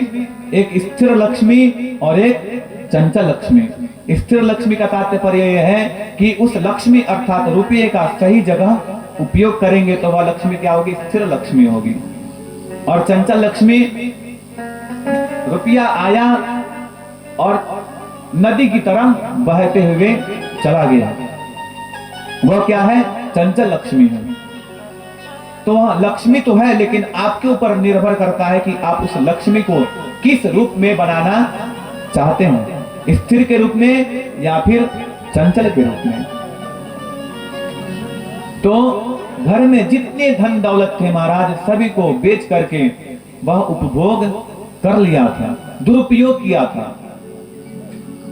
अब पिताजी घर को छोड़ करके जंगल की ओर चले गए। भाई साहब पूजा कराने चले गए और घर में बची एक अकेली मम्मी। माँ के पास गया, बोले माँ क्या हुआ?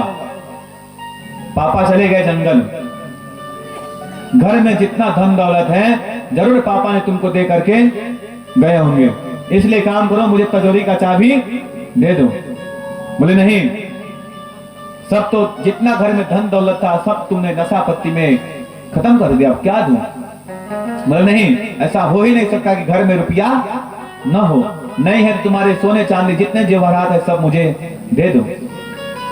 बोले कुछ है ही नहीं तो मैं कहां से दूं, सब तो तुमने खत्म कर दिया है। माँ को लगा पीटने, धुंधकारी अपनी माँ को लगा मारने, परेशान हो गई माता और गई तालाब में कूद करके आत्महत्या माता ने कर लिया।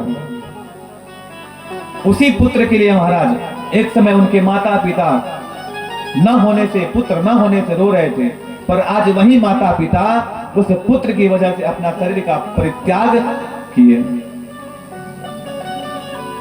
जब यह बात पता चली गौकर्ण जी को कि अब हमारे माता भी नहीं रही, पिताजी जंगल की ओर चले गए, तो मेरा फिर उस घर में कोई नहीं है। एक भाई है जो भी अधर्मी है, उसके पास जाना बेकार है। तब गौकर्ण जी तीर्थ यात्रा करना प्रारंभ कर दिए, तीर्थों में भ्रमण करना चालू कर दिए। कुछ जमीन इनके पास कुछ बाकी था धुंधकारी के पास, उसको भी बेच करके 5 वैश्यों को अपने घर में खरीद करके ला करके रख लिया। जो देह व्यापार करती थी औरतें, उसको लाया और घर में रख करके उनके साथ उपभोग करता, भोग करता, बाहर जाता, दूसरे के घर में धन को चुरा करके लाता और वह धन उनको दे देता। ऐसा उपभोग करता। जब इन पांचों वैश्याओं के पास ला करके बहुत सा धन धुंधकारी दे दिया महाराज, तो बोला कि अगर यह जिसके घर से चोरी करके लाया है पता चले गया तो वो तो जाएगा साथ में, हम भी पांचों के पांचों चले जाएंगे। क्यों? क्योंकि गेहूं के साथ घुन भी पिसता है ना। तो ये तो जाएगा धुंधकारी साथ में, हम पांचों को लेकर के यह चला जाएगा। इसलिए काम करते हैं कि इसको हम लोग मार डालते हैं। अब धुंधकारी को अच्छा खिलाया पिलाया पांचों वैश्याओं ने, सुला दिया उनको ठोक ठाक के, सो जाओ, सुला दिया। मध्य रात्रि हुई, अर्धरात्रि हुई, कोयला जल रहा हुआ था, ठंडी का दिन था। कोयला समझ रहे हैं ना, कोयला जल रहा था। उसी कोयले के अंगारे को, जलता हुआ अंगारा उनके मुंह में डाल दिया धुंधकारी के पांचों कन्याओं ने। और जब तड़पता तो उनका मुंह बंद कर लेते ताकि चिल्लाए ना और बाजू वाले को पता न चले। मुंह में कोयला, जलती हुई तपती हुई कोयला डाल करके धुंधकारी को पांचों वैश्याओं ने मार डाला और मारा, और उसी घर के आंगन में जमीन को कोड़ा और उसी में उसको दफना दिया। और रातों रात पांचों कन्याएं वहां से 9, 2, 11 हो गई। अब यह बात पता चली गोकर्ण जी को कि हमारा पुत्र, हमारा भाई भी इस संसार में नहीं रहा। अब बोले कि हमारा भाई था भाई, तो उसके लिए, भाई तो भाई होता है, खून का रिश्ता है, कुछ ना कुछ तो उसके लिए करना पड़ेगा। अब शरीर, अब उसके पास शरीर नहीं रहा, तो गया गए और गया में उसके नाम से पिंडदान किए। और पिंडदान करके कि सोचे कि चलो अब मैं अपने घर की ओर चलता हूं। अपने घर आए, रात्रि में वह शयन कर रहे थे, सो रहे थे, सो ही रहे थे महाराज की तब तक उनके सामने एक बड़ा सा विशाल भैंस आ गया। कभी भैंस बनता, कभी सियार कुत्ता बनता, कभी गाय बनता, न जाने कई प्रकार की आवाजें निकालता। गोकर्ण जी महाराज समझ गए कि जरूर कोई बुरी आत्मा है। जल पढ़े और उस भैंस के ऊपर पानी छिड़क दिए। जैसे ही पानी छिड़के महाराज, वैसे ही गोकर्ण अपने पहले के रूप में आकर के खड़ा हो गया। बोले, धुंधकारी पहले के रूप में आकर के खड़ा हो गया। तब गोकर्ण जी बोले कि तुम कौन हो? बोले कि अहम भ्राता त्वदीयोऽस्मि धुंधुकारी नामतः। मैं ही भ्राता श्री, मैं आपका भाई धुंधुकारी हूं। तो गोकर्ण जी ने कहा कि अरे, मैंने तो तुम्हारे नाम से गया में श्राद्ध कर दिया था, अभी तक तुम्हारी मुक्ति नहीं हुई। तब धुंधुकारी कहने लगा कि हे भ्राता, आप एक बार श्राद्ध किए होंगे, पर आप गया श्राद्ध सतेनापि मुक्त नहीं बचा, नहीं बचा। आप गया में जाकर के, एक तो छोड़िए, आप 100 बार भी हमारे नाम से श्राद्ध कर दीजिएगा, फिर भी मेरी मुक्ति नहीं होगी। बोले क्यों? बोले सब प्रेत होते हैं, मैं महाप्रेत हूं, आप मेरे भाई हैं, आपका धर्म है कि मैं इस प्रेत योनि से मुक्ति पा जाऊं। बोले कि ठीक है, मैं जरूर ऐसा कुछ उपाय करूंगा जिससे तुम्हें यह योनि छूट जाए, तुम इस योनि से मुक्ति पा जाओ। भगवान सूर्य कौन थे? उनके गुरु थे गोकर्ण जी के। अपने गुरु के पास गए, बोले कि हे गुरुदेव भगवान, मैंने अपने भाई के नाम से गया में श्राद्ध किया, पर उसका उद्धार नहीं हुआ। बताइए मैं ऐसा कौन सा कार्य करूं जिससे मेरे भाई का उद्धार हो जाए। तो भगवान सूर्य ने आकाशवाणी की कि हे गोकर्ण, तुम भगवान की महिमा, भगवान का गायन, भागवत महापुराण का आयोजन करो। सप्ताह यज्ञ विधि, सप्ताह विधि के द्वारा उसको कथा सुनाओ। कथा सुनने से धुंधकारी को प्रेत योनि से मुक्ति मिल जाएगी। जब उपाय पता चल गया तो गोकर्ण जी ने बिना समय गवाए अपने द्वार पे बढ़िया मंच बनवाए और वहां से भागवत महापुराण की कथा करना शुरू कर दिए। अब कथा शुरू किए तो प्रेत जो होता है हवा के रूप में घूमता है हमारा। किसके रूप में? हवा के रूप में। तो धुंधुकारी आकर के कथा होता, कहीं बैठता तो हवा आती, तो हवा वो सामने क्या हो जाता? हवा के साथ बह जाता। अब बैठे तो बैठे कैसे, कथा तो उसके लिए हो रही है, उसकी मुक्ति के लिए। मंच पे आके बैठता, हवा बहती, वहां से हवा की वेग उसको लेकर के दूर चली जाती। तो वहीं से बगल में 7 गाज का वहां पे क्या था? बांस था, और उसी बांस में धुंधुकारी क्या किया? समा गया। भगवान की महिमा गौकर्ण जी गाने लगे। सप्ताह 1 दिन गया, बांस की एक गांठ फट गई। दूसरे दिन की कथा हुई, दूसरी गांठ फट गई। ऐसे जब 7वां दिन हुआ महाराज, 7 का 7 गांठ फट गया। दिव्य रूप धरो जाता तुलसी दाम मंडिता। और जो 7वें दिन की कथा संपूर्ण हुई महाराज, उनके सामने दिव्य रूप धरो जाता, एक ऐसा सुंदर रूप उनके सामने प्रकट हो गया। चतुर्भुज रूप में धुंधुकारी उनके सामने प्रकट हो गया। हाथ में शंख चक्र गदा पद्म लेकर के सुशोभित भगवान के जैसा स्वरूप उनका, भगवान की कृपा से उन्हें धुंधुकारी को प्राप्त हो गया। तो भगवान की महिमा, भागवत महापुराण सुनने से धुंधुकारी को प्रेत योनि से मुक्ति हुई और एक दिव्य रूप उनको प्राप्त हो गया। जैसे दिव्य रूप प्राप्त हुआ, उतना ही में भगवान के पार्षद उनको रथ लेकर के लेने के लिए आए। रथ रत्नों से जड़ित था, सोने का रथ, सिंहासन उस पे लगा हुआ है, 5-5 7-7 घोड़े उसमें लगे हुए हैं। और पार्षद आए और धुंधुकारी को बोलने की, हे प्रभु आप चलिए भगवान के धाम को। तो गोकर्ण जी ने कहा, अरे रुको, कथा तो सारे गांव वाले सुन रहे थे, पर रथ एक ही क्यों आया? तब पार्षदों ने कहा कि महाराज, कथा तो सब सुन रहे थे, पर सच्चे भाव से कथा सुनना और मनन करना का यह जो कार्य है, वो सिर्फ कौन कर रहा था? तो धुंधुकारी कर रहा था महाराज। कथा सुनना और कथा को अपने जीवन में उतार लेना ही भगवत प्राप्ति है। तो ऐसा श्रद्धा भाव से सिर्फ कथा सुनने वाला एक धुंधुकारी था, इसलिए मैं एक ही रथ लेकर के आया धुंधुकारी के लिए। और भगवान के पार्षद धुंधुकारी को लिए और भगवत धाम को धुंधुकारी को लेकर के चले गए। बोल भागवत भगवान की जय। और जब धुंधुकारी भगवान के धाम को चला गया, पूरे गांव वाले उदास हो गए, मुंह लटका लिए। गोकर्ण जी बोले, क्या हुआ? आप लोग का चेहरा उतरा हुआ लग रहा है। बोले कि हम लोग भी कथा सुने, लेकिन उद्धार सिर्फ धुंधुकारी का हुआ। बोले, चिंता नहीं करो, मैं आप लोग के लिए एक बार कथा और सुनाऊंगा। अगले महीने गोकर्ण जी ने फिर सभी ग्रामवासियों को इकट्ठा किया और कथा का पान सभी को कराया।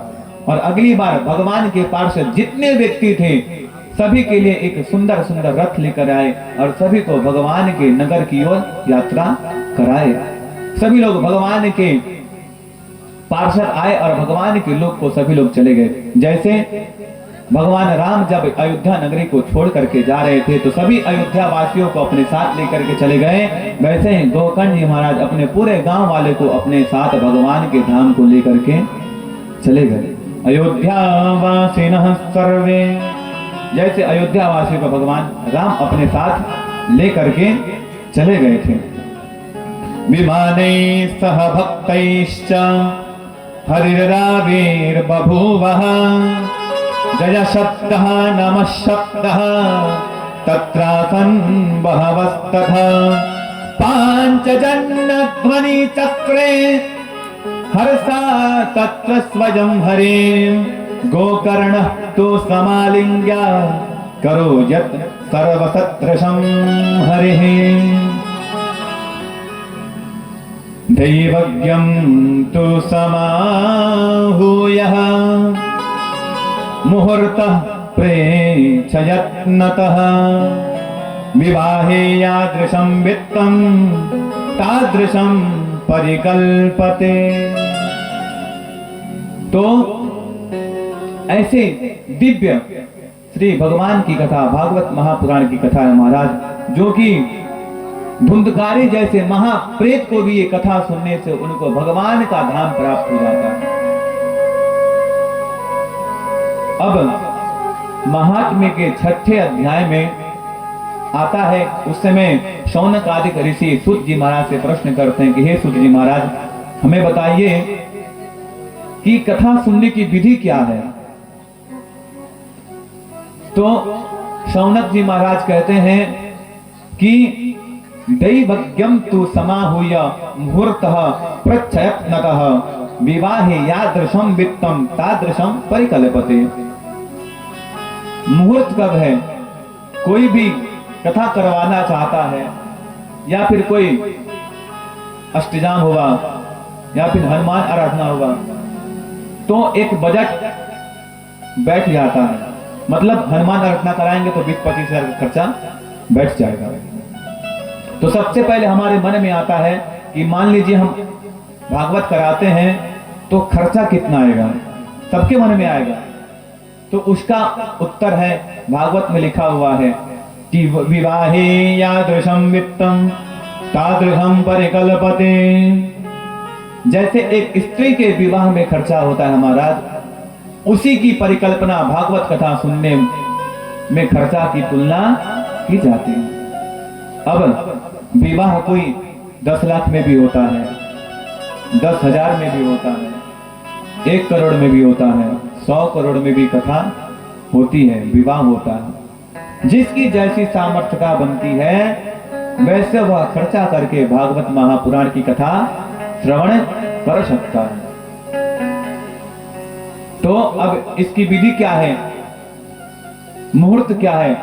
किसी व्यक्ति की कोई कामना है कि हमारे घर में पुत्र नहीं है, किसी भी विघ्न बाधा है, पितृदोष लगा हुआ है, कोई कामना है, तो किसी अच्छे पंडित के पास जाए और मुहूर्त की जानकारी करे कि महाराज मैं भागवत कथा सुनना चाहता हूं, कोई अच्छा से दिन बता करके मुझे बताइए।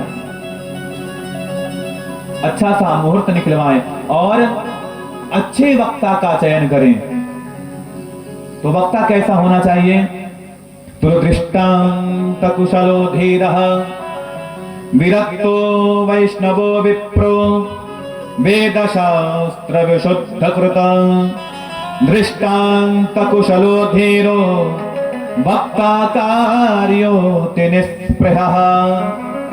वक्ता का चयन कैसे करें? तो वक्ता का लक्षण बताया गया है, विरक्तो वैष्णवो विप्रो, वैष्णव होना चाहिए, भगवान की सेवा करना, भगवान को मानने वाला अर्थात धर्मी होना चाहिए, न कि अधर्मी होना चाहिए। और वेद शास्त्र विशुद्ध कृत, वेद शास्त्रों का ज्ञाता हो, कम से कम किसी एक वेद को पढ़ा हो, शास्त्र का ज्ञान रखा हो। वेद शास्त्र विशुद्ध कृत, वो भी कैसे? गुरु परंपरा से, मनमुखी भाव से नहीं। एक होता है गुरु परंपरा, जो कि गुरु जी के सानिध्य में रह करके गुरु जी पढ़ाते हैं और छात्र पढ़ते हैं। और एक होता है मनमुखी भाव, जैसा मन किया वैसे पढ़े, टूटी फूटी और भगवान का कीर्तन, भगवान का भजन भाव कराए। तो वैसे वक्ता का चयन करना चाहिए जो कि वेद का ज्ञाता हो, शास्त्र को जानता हो, और दृष्टांत कुशलो धीरो, और दृष्टांत देने में कैसा हो? तो कुशल हो। दृष्टांत मतलब कोई ऐसा कठिन से जटिल कोई संवाद आ जाए, उसको आसानी से वो श्रोता को समझा सके। अगर कोई ऐसा प्रसंग आ जा रहा है जिसको श्रोता नहीं समझ पा रहे हैं महाराज, तो यह गलती किसकी है? वक्ता की गलती है। वक्ता में कोई कमी है जो कि अपने श्रोता को संतुष्टि नहीं दिला पा रहा है। तो वक्ता कैसा होना चाहिए? दृष्टांत कुशलो धीर हो, दृष्टांत देने में कुशल हो, मर्मज्ञ हो, और वक्ता कार्योत निष्प्रियः, ये सब लक्षण जिसमें हो वैसे वक्ता का चयन करना चाहिए। और अब बोला जाए कि ठीक है, वक्ता का भी चयन हो गया, खर्चा का भी पता चल गया, अब इसकी विधि क्या है? 7 दिन कैसे रहना चाहिए भगवान का, जब तक कथा चल रहा है, रहने की विधि क्या है? तो भागवत महापुराण कहता है कि घृतपायम पयपानम कृत्वा वै शृणुयात् सुखम फलहारेण वा भाव्य मेकभुक्तेन वा पुनः। घृतपायम, 7 दिन महाराज आप घी पी के रहिए। क्या पी करके? घी। पहले के जमाने में घी पी करके लोग रहते थे, लेकिन अब मिलावट आ गया। घी पीजिएगा तो पता चले कि दस्त होने लगेगा, है ना। तो अब इतनी पाचन शक्ति किसी के मजबूत में नहीं रह गई है कि दिन भर घी पी करके रह जाए। तो घृतपायम, अगर घी नहीं पी करके रह सकते तो पयपानम, पय मतलब होता है दूध, दूध आहार कीजिए। 7 दिन दूध पर आप रहिए। अगर ये भी संभव नहीं है तो क्या कीजिए?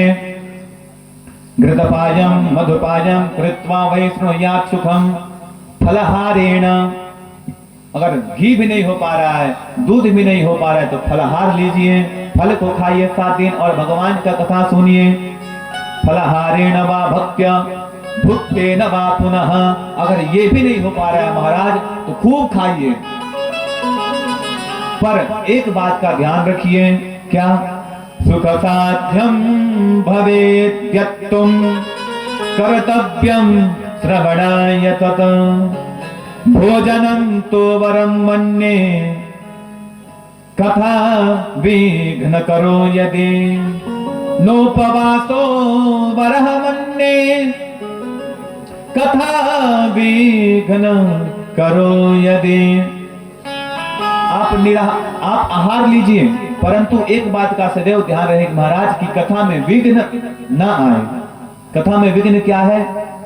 अब अपनी मुक्ति के लिए, अपना जीवन सुधारने के लिए कथा सुन रहे हैं, पता चला कि भरपेट खा के डकार आ रहा है और वहां पर नींद आ गई, तो पता चला कि कथा चलती हुई बह गई और यहीं पे यहीं बैठे रह गए। पता चला कि धुंधकारी का उद्धार हो गया। बोले कहाँ चल रहा था? अभी भक्ति मैया का संवाद चल रहा है। एक गुरु जी थे, अपने छात्र को रामायण का ज्ञान दे रहे थे।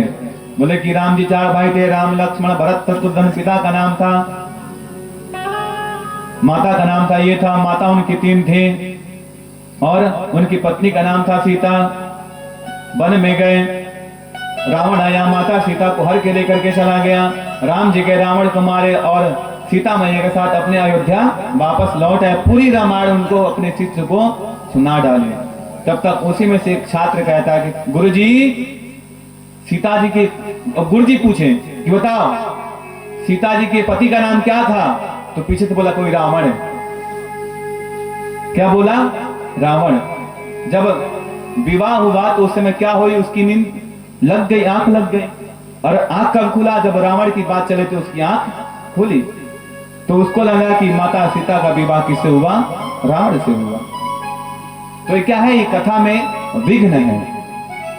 अधजल गगरी छलकत जाए, इसलिए पूरा ज्ञान रखना चाहिए। कथा सुनने आइए, पूरे श्रद्धा भाव से खाइए पीजिए और कथा के समय आपको नींद न आए, इस बात का आप ध्यान रखिए। कामम, अब रहना कैसे है? 7 दिन रहा कैसे जाए? तो शास्त्र कहता है कामम क्रोधम मदम मानम मत्सरम लोभमेव च दंभम मोहम तथा द्वेषम दूरये च कथाव्रति। जो कथाव्रति है अर्थात जो यजमान है उनको कैसा रहना चाहिए? तो काम, क्रोध, मद, मान, मात्सर्य, लोभ, दंभ, मोह, द्वेष का परित्याग करके 7 दिन तक रहना चाहिए। काम मतलब किसी भी चीज की हमारे मन में कामना ना आए। क्रोध, कोई व्यक्ति बोल करके चला जाए लेकिन उसके लिए हमारे मन में क्रोध की भावना ना आए। मद, मान, कोई हमारा अपमान भी कर रहा है उसकी चिंता नहीं करनी चाहिए। अपने मान का भी इच्छा नहीं रखने वाला। लोभ में बचा, बिना किसी लोभ से निष्कपट निश्चल भाव से भगवान की पूजा पाठ करता है। जो बनता है वो भगवान को अर्पित करता है बिना किसी लोभ भाव से। अब पंडित जी बोले भैया नया थाली होना चाहिए पूजन करने के लिए, मन में ये ना आए कि पंडित जी बोले नया थाली, हो सकता है अपने लिए बोले, नहीं, शास्त्र कहता है। मन में लोभ की भावना ना आए कि पंडित जी ये बोले हैं तो पता नहीं अपने लिए बोलेंगे, अरे उनका तुम्हारे देने से उनका घर थोड़ी चल रहा है। तो यजमान के मन में ऐसा भाव नहीं आना चाहिए, लोभ की भावना उनके अंदर नहीं आनी चाहिए। दम भम तकार इतना आ जाए कि पता चले कि बैठे पूजन में और जमाई पे जमाई, अंगड़ाई पे अंगड़ाई आ रही है। मोह, अब आप 7 दिनों तक मोह का परित्याग करें। अब मोह का परित्याग कैसे करें? अरे अब जन्म हुआ है तो माता पिता रहेंगे, भाई बंधु चाचा ताऊ सब रहेंगे, परंतु मोह का परित्याग महाराज घर में रहते हुए मोह का परित्याग हो सकता है। कैसे? तो अपने घर में रहिए, पुत्र हुआ पुत्री हुई, पुत्र का सही समय पर दिशा निर्देश करते हुए उसको अपने जीवन में अच्छा बना दिए, पुत्री का सही समय पर विवाह कर दिए। अब क्या काम आपका? बेटा अपने जीवन में मगन, बेटी अपने घर में मगन, और हम अपने भगवान के लिए मगन। बोलो राधे राधे, और जोर से, और जोर से। हाँ, बीच बीच में होना चाहिए ताकि आलस्य दूर हो जाए। तो काम क्रोध लोभ मद मोह मात्सर्य मान अभिमान की चिंता किए बिना 7 दिनों तक कथा श्रवण करनी चाहिए। वेद वैष्णव अभिप्राणाम गुरु गुरु वितान तथा स्त्री राज महताम निंता व्रजये कथा व्रति। और कथा व्रति को कैसा होना चाहिए? अथवा यजमानिन को वेद वैष्णव अभिप्राणाम, यजमानिन हो, यजमान हो, वेद वाणी, जो वेद वाणी अर्थात जो आपके पंडित जी पुरोहित जी हैं, पूजा करा रहे हैं, उनका मान रखना, उनकी अपमान न करना, कटु भाष्य न करना जिसके उनके मन को गलत लगे। अरे हम तो इतने दूर से आए थे पूजन कराने, हमारे जजमान जी हमको ऐसा बोले। अरे अतिथि देवो भव कहा जाता है, अतिथि के रूप में कम से कम ब्राह्मण देवता का सत्कार कीजिए, पूजन कीजिए श्रद्धा भक्ति के साथ। तो वेद वैष्णव प्राणाम गुरु गो प्रति नाम तथा गुरु, अपने जो गुरु जी हैं, गो मतलब गाय हैं, ब्राह्मण है, उन सभी आदर पूजन करना चाहिए। और स्त्री राज महताम निंदा, किसी भी स्त्री का निंदा नहीं करनी चाहिए। ये सब कथा व्रति को वर्जित है। ये सब क्या करना चाहिए? परित्याग करना चाहिए। 7 दिनों तक तो मैं कह रहा हूं, अगर हो सकता है तो अपने जीवन में उतार भी लेना चाहिए। अगर हमारे इस गांव में किसी का एक ऐसा सोच बन गया महाराज तो मेरा ये कथा करना सफल हो जाएगा। तो 6ठे अध्याय में धर्म बताया गया कि कैसे कथा करनी चाहिए, कैसे कथा सुननी चाहिए, वक्ता का चयन कैसे करना चाहिए, खर्चा क्या आएगा, ये सब 6ठे अध्याय में बड़े ही विस्तार से बताया गया। आइए अब हम लोग अब स्कंद में प्रवेश करते हैं। भागवत महापुराण में 18,000 श्लोक हैं। कितने हैं? 18,000 श्लोक। स्कंद कितने हैं? तो 12। अध्याय कितने हैं? 335 अध्याय हैं। स्कंद कितने हैं महाराज? स्कंद कितने हैं? 12। श्लोक कितने हैं? 18,000। अध्याय कितने हैं? 335। तो भागवत महापुराण का सबसे पहला श्लोक है जन्माद्यस्य यतोऽन्वयादितरतः चार्थे स्वभेद्यः स्वराट् तेने ब्रह्महृदाय याति कवये मुह्यन्ति यत् सूरयः तेजो वारिमृदां यथा विनिमयो यत्तत्रिशर्गो मृषा धाम्ना स्वेन सदा निरस्तकुहकम् सत्यं परं धीमहि धर्मः प्रोज्झितकैतवोऽत्र परमो निर्मत्सराणां सताम् वेद्यं वास्तवमत्र वस्तु शिवदम् तापत्रयोन्मूलनम् श्रीमद्भागवते महामुनिकृते किं वा परेरीश्वरा सद्यो हृद्यवरोध्यते त्रिकृतिभिः शुश्रूषुभिस्तत्क्षणा निगमकल्पतरोर्गलितं फलम् शुकमुखादमृतद्रवसंयुतम् पिबत भागवतं रसमालयम् मुहुरहो रसिका भुवि भावुका पिबत भागवतं रसमालयम् मुहुरहो रसिका भुवि भावुका। ये तीनों श्लोक हैं श्रीमद् भागवत के शुरुआत के पहला स्कंद पहला अध्याय। आइए इसका अर्थ समझें। सत्यम परम धीमहि, सत्य साक्षी भगवान श्री सच्चिदानंद को हम प्रणाम करते हैं। प्रेम से बोले सच्चिदानंद भगवान की जय, भागवत भगवान की जय। अब सच्चिदानंद भगवान कैसे हैं? तो जन्माद्यस्य यतोऽन्वयादितरतः, जन्माद्यस्य जन्म अस्य, जो इस जन्म का कारण है, जिससे इस सृष्टि का जन्म हुआ। जन्माद्यस्य यतोऽन्वयादितरतः, जो इस सृष्टि में अन्वय अर्थात होते हुए भी इस संसार में नहीं है। भगवान इस संसार में होते हुए भी यह भगवान यहाँ पे नहीं है। कैसे? तो चार्थे स्वभिज्ञस्त्वराट् तेने ब्रह्म हृदय आदि कवये मुह्यन्ति यत् सूरयः। कैसे? तो तेजो वारि मृदाम यथा विनिमयो। कभी रेगिस्तान या फिर कहीं जहां बालू हो वहां पे जाइए, तो यहाँ बैठे बैठे कहीं दूर पे नजर डालिएगा तो ऐसा लगता है कि वहां पे पानी रखा है, पानी जैसा झलकेगा।